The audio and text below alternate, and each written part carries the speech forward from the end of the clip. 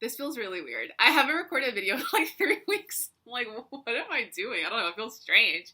So yeah, I've been gone for a couple of weeks. I've had things I had to do. I don't remember what they are now because quarantine time doesn't matter. But then I lost power for 4 days and it literally just came back on so I could come and talk to you and give you my Portugal visa update. Spoiler alert, it's not good.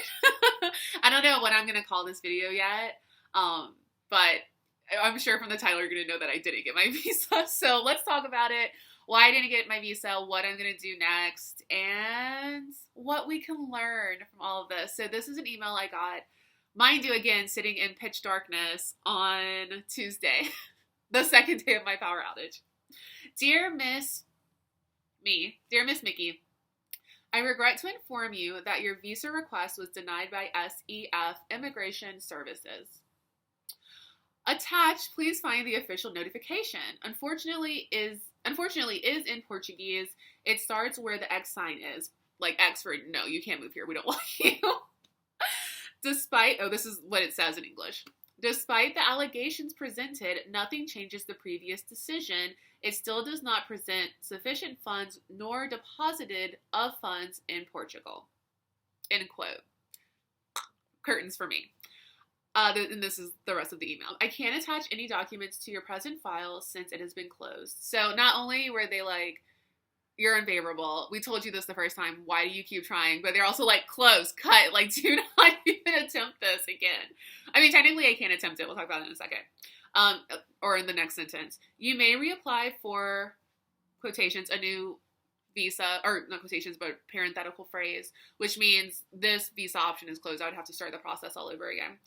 If you present new supporting documents and visa fee. Best regards, my girl at the embassy who I love, who really tried to help me, who really walked me through this process and tried everything she could to help me get my visa, but it just wasn't meant to be. So, if you haven't watched my other videos, go watch them. Go watch them right now because it will catch you up to speed. But if you don't have time to do that right now or you want to watch them later, basically, when I sent in my application, everything, my application, my bank statements, my FBI background check, which, you know, wasn't for nothing. Now I know I have a clean record and didn't forget something I did one crazy weekend in New Orleans or something. What else? My fees, of course. I can't remember all the things. I applied back in October or November, so I can't remember all of it now. When I applied, it was just like days before they put in a new requirement, which was that you have to have a bank account in Portugal already opened with, I keep saying the equivalent of 10,000 American dollars in it.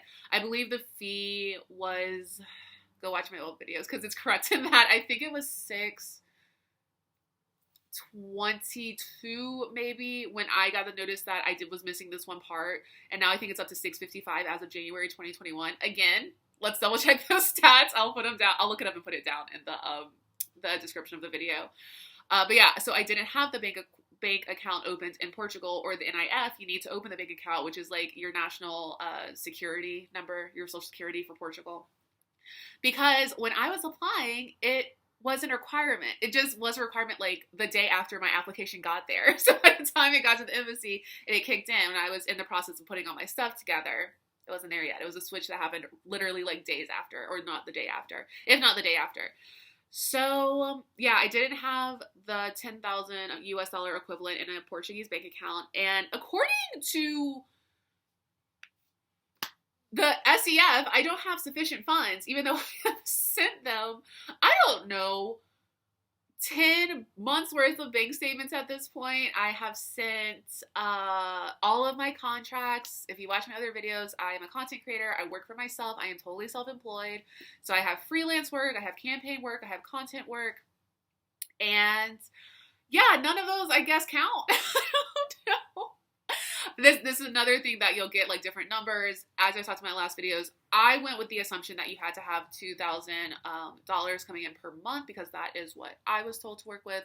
Some people have said, no, you just have to have the national monthly average, which again is that 655 number. Some people say you have to have 1,500. Literally, you'll go to so many different websites and you'll see so many different answers. And I'm pretty sure on the VSF Global website where I went through my whole process, it didn't say how much you had to have It's a lot of like hearsay. It's like a game of telephone and we're all getting the numbers wrong apparently. But the point is I hit the 2,000 quota that I was told. And I had the 10,000 US dollars in my bank account. I have more than that.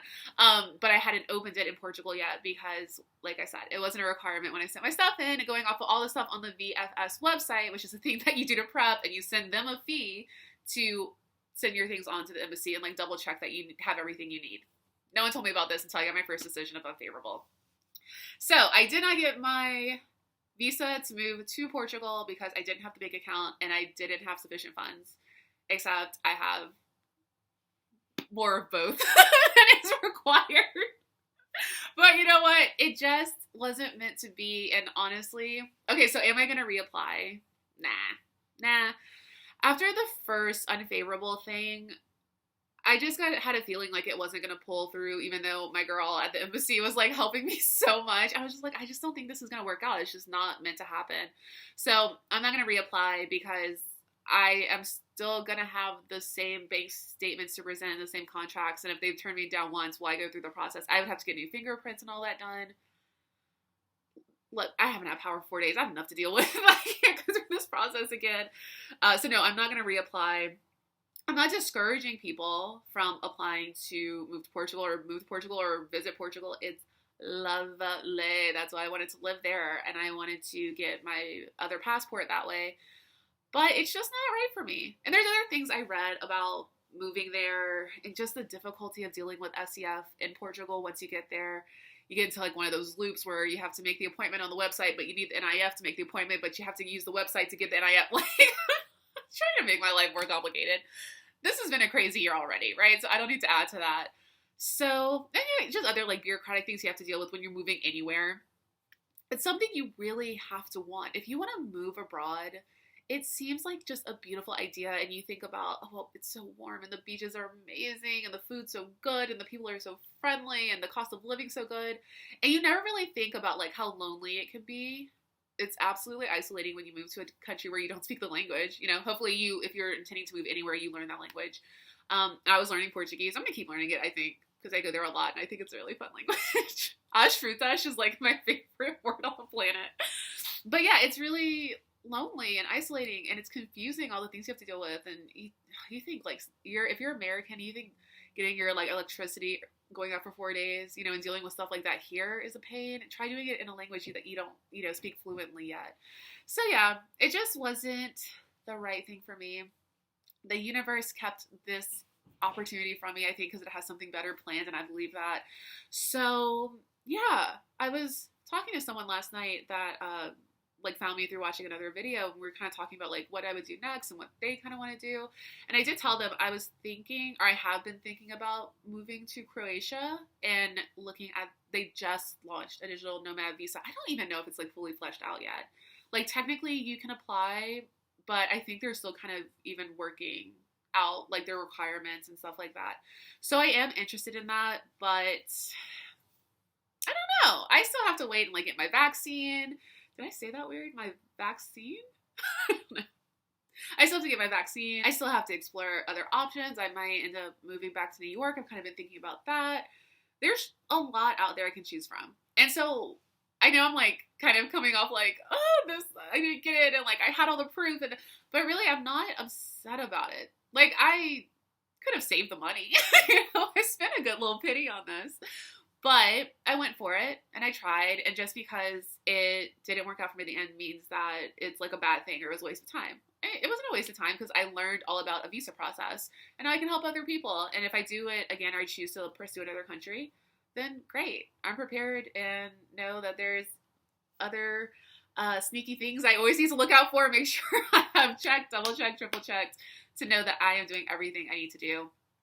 And I just, towards the like second appeal that I made, the second declaration, I just didn't feel like it was meant for me, and I didn't feel like I really wanted it anymore either. There's this other stuff happening. So didn't work out for me, but that's okay. And again, still love Portugal, still intend on going back as soon as I can, still going to eat all the food because it's so good, still gonna go hang out in Alfama and take pictures for 12 hours and annoy whoever I'm with because they're so over me at that point. And take my mom at some point because I know she'd love to see Portugal. But will I be a resident of Portugal?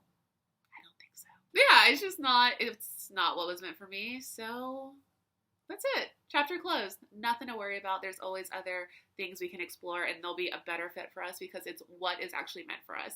Okay, so I hope this was helpful. That is my Portugal visa saga in 3 parts. That was Act 1, Act 2, Epilogue? I have an English degree. Epilogue or prologue? Prologue's before. I can't remember. Don't come for me. I can't remember. Look, I haven't had power for 4 days. Just let me be stupid in peace. Okay, so I really hope this was helpful. Please check out my other videos if you haven't watched them. I walk you through the entire process. I tell you about all the mistakes I made. I tell you about the declarations I had to write and how unique this was to me and other things you may face in the process. So yeah, check those out if you haven't. If you have watched them and you're just here for the updates, I hope this was really helpful. Don't worry, I will still be traveling once it's possible. I will still have a ton of travel content. So stick around. Don't leave me just yet. You never know what I might post on this channel.